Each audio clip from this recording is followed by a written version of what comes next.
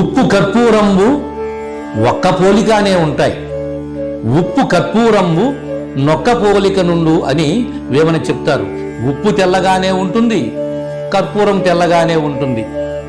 అగ్నిలో పడితే ఉప్పు చిటపటలాడి గడిబిడి చేస్తుంది, అదే కర్పూరమైతే చక్కని కాంతినిస్తుంది.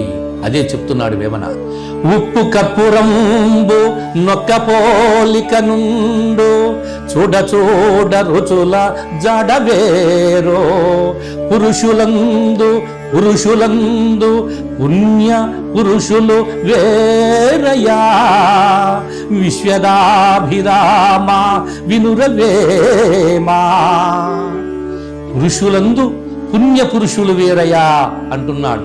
ఇక్కడ పురుషులు అంటే స్త్రీలు లేరా అనుకోవద్దు. పురుషులంటే స్త్రీ పురుషులు ఇద్దరూ వస్తారు.